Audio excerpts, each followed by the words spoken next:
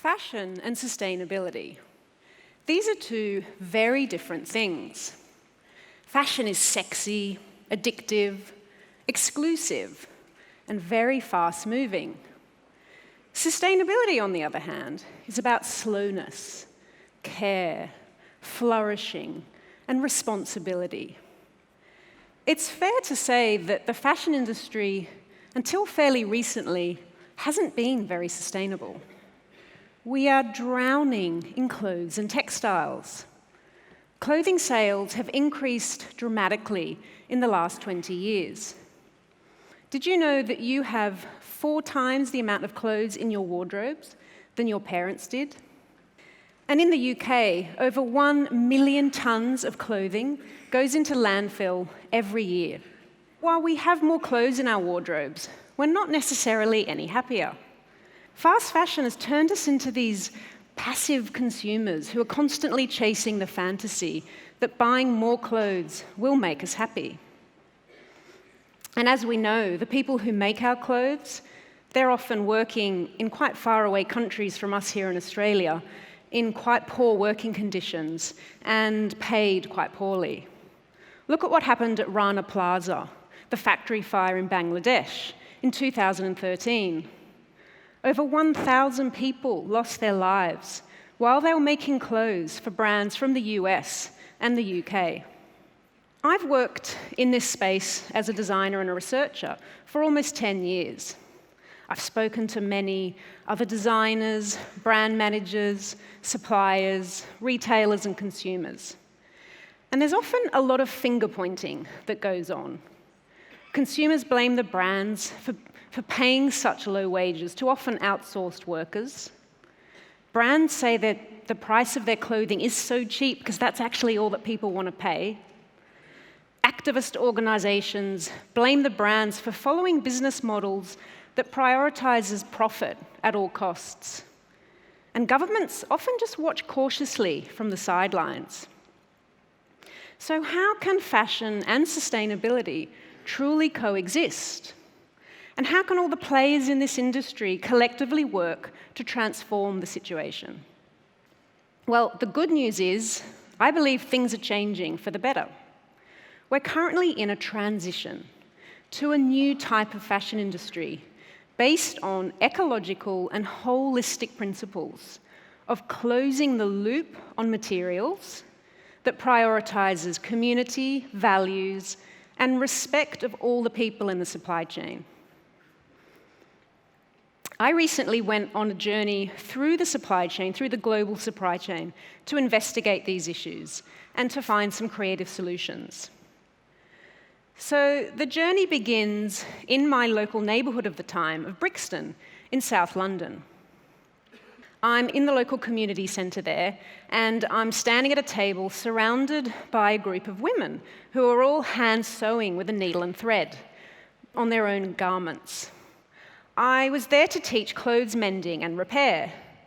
I'd brought all my favourite sewing equipment, my needles, my threads, my yarns, my favourite textiles, and I really wanted to create this creative and experiential and inspiring workshop to get people really engaging with their garments.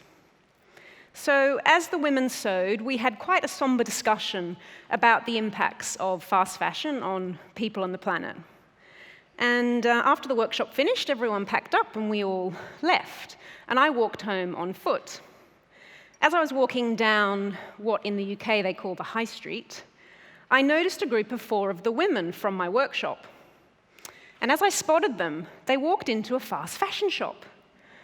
They were going shopping. I couldn't believe it. I just spent many hours talking to them and teaching them this slow, careful mending repair technique. And all they wanted to do was go with their girlfriends and have some fun, fashion-related, cheap fun. So it was in that moment that I really understood that in order to contribute to systemic change of the industry as a designer and as an activist, I would really need to understand behavior change. And rather than tinkering around at the edges as a craft-based textile designer, as I had been doing, I would need to go to the heart of the industry, to the global fashion brands and global production centers. So at about this time, I was luckily offered the opportunity to work with one of the largest fashion companies in the world. I'd been part of a fantastic research team in London, and we'd come up with a set of sustainability strategies for fashion and textile designers. So these strategies cover things like design for recycling, so how a designer can design for cyclability, design for chemical impacts, design for water impacts. And also we give tips on how to be a design activist. And when we'd actually trialed these strategies with mainly student designers all over the UK and Europe.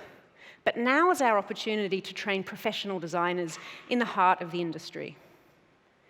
And when we're training designers to use these strategies, we get them to take a garment design from a past collection, so something they've done, maybe a pair of denim jeans or an outdoor jacket. And they use the strategies to map the potential environmental and social impacts of this garment. And then we ask them to redesign the garment to potentially lessen the impacts. So when we talk about garment impacts, we really need to think about life cycles. So the garment life cycle demonstrates the impacts across the whole life of this garment. It's got a very long life. It takes a lot to make a textile and then a garment. So it starts at the raw material phase, goes through fiber and garment production, shipping and transport, when the consumer's wearing it and washing it, and then the end of life. So whether you throw it in the bin or you give it to the second-hand markets. When we're talking about life cycles, you have to really consider that all fiber types and garment designs have different impacts. So a polyester dress will have very different impacts to a cotton t-shirt, for example. So let's take cotton. Cotton's one of the largest fiber groups in the world. I bet many of you here today are wearing cotton garments. So cotton is grown using huge amounts of pesticides. They say that in one cotton t-shirt, 500 grams of pesticides have been used. So that's one full handful per t-shirt. And globally, we produce over 1 billion t-shirts. So an alternative to conventional cotton is organic cotton. And organic cotton's grown using no pesticides. But organic cotton's often 10 to 20% more expensive than conventional cotton, and there's often a shortage of yields. Particularly in the last 5 years, there's been a really great engagement from consumers and brands onto the issues of cotton, but it's meant that demand has outgrown supply. And someone may buy an organic cotton t-shirt, wear it a few times, or wear it many times, and throw it in the bin, and it may end up in landfill. And if the t-shirt has been dyed using toxic dyes, this may leak into the soil, and it often takes up to 200 years for a t-shirt to biodegrade. So it's complex, and there's no one solution when we're training designers to think about these issues. But when we're training them in sustainability thinking, we're actually training them to be life cycle thinkers, to consider the whole life of this garment. While I was training designers in this large company, I really began to reflect, and I began to think about the idea that you can't force a designer to care, or anyone for that matter. Sustainability asks us as humans to consider really deep questions about our personal relationship to nature and the ethics of our actions. And the strategies I was using didn't really consider these deeper issues. And often in the workplace, even if our company has a great corporate responsibility program, we're not often encouraged to bring our personal values to work. So I developed a really simple workshop tool, a card game, and some drawing techniques to get the designers thinking and talking about what sustainability means to them before they then apply the strategies. So following these workshops in Europe, the research journey then took me to China. So China is the global hub of textile and garment production. They sure know how to do this. I was interested to go to China to look at workers' rights issues, particularly in garment production. like many people from the West, I had some assumptions based on the notion of sweatshops about possibly how Chinese garment workers are treated and how they're paid. And I also knew that the methodology that most Western fashion brands use to justify their employment of workers in China was to audit factories. But I also knew that this wasn't working either. So I wanted to go to China to not just look at the problems, I wanted to come up with some creative solutions.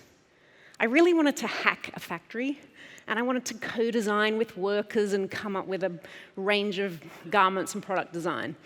That was a little hard, and I didn't manage to pull that off. But what I realized in talking to workers and to many different stakeholders in China was that the assumptions I had weren't necessarily correct. A lot of production workers in Chinese garment production a lot of them are women, aged between 18 to 25. They've come from rural villages to work in factories in the city. They're living in dormitories next to factories, and they're really happy and grateful for the work. They often do it for up to 3 to 5 years.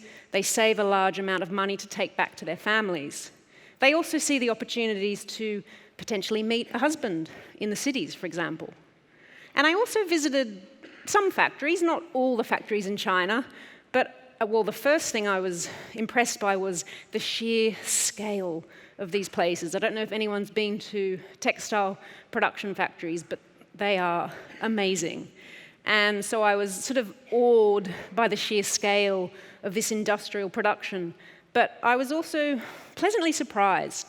Many of the factories were clean, the workers seemed to be safe and happy. So there was no resolution, I guess, from my experience in China. I didn't end up doing the creative project, but I did manage to sit with a group of garment workers in a room above their factory. And rather than talking to them about the problems or trying to through a translator, I actually just shared a simple textile print technique with them. It sounds a bit funny, but I just felt that rather than me sweeping and trying to solve any problems, which I naively thought maybe I could, it was actually very lovely to just sit and share a creative process through textiles. The journey ends with me coming back to London.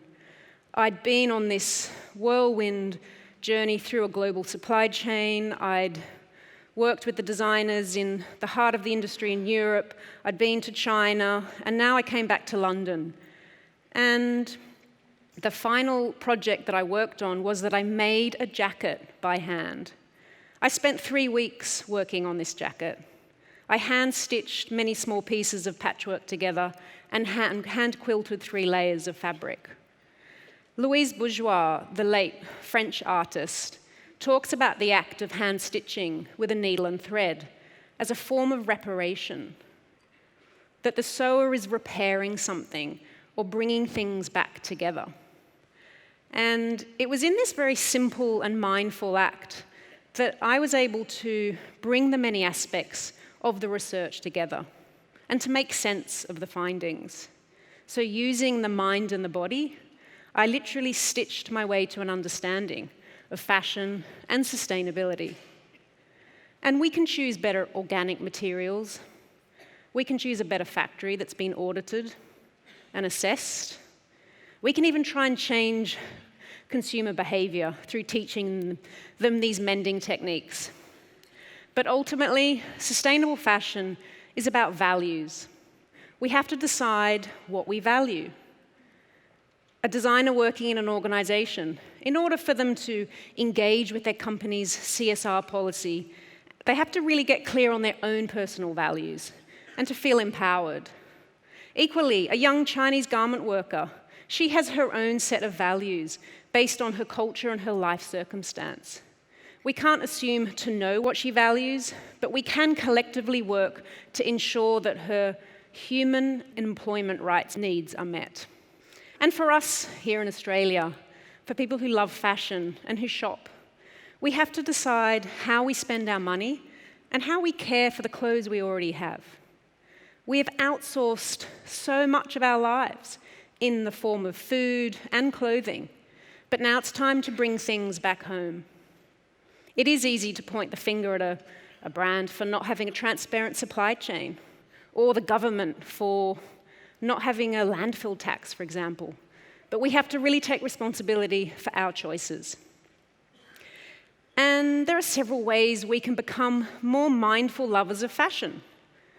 The first thing I would say is learn the simple art of hand stitching with a needle and thread, like they used to do it. It's a really good way to tune into your own inherent value system and your own creativity. We all have it in us. We've just lost that touch with clothing and fabric. It's lovely to go shopping on a Saturday afternoon, and sometimes it does make us feel better and happier, but not always. I would say that most likely, if you do tune into your inner knowing, it will tell you that what you really want is to feel more connected to others, or even to nature. So what else can we do? There's several apps now in Australia that you can download onto your phone. They use a really simple rating system to rate clothing brands about their ethical practices. So we can really start to get more knowledgeable about the supply chain and feel empowered about how we're going to spend our money.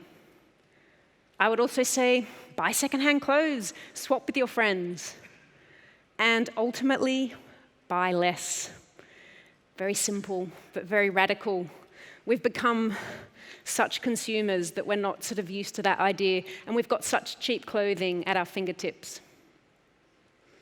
So it turns out that I was on the right track that day in London, in the workshop, that the act of hand stitching can make a world of difference.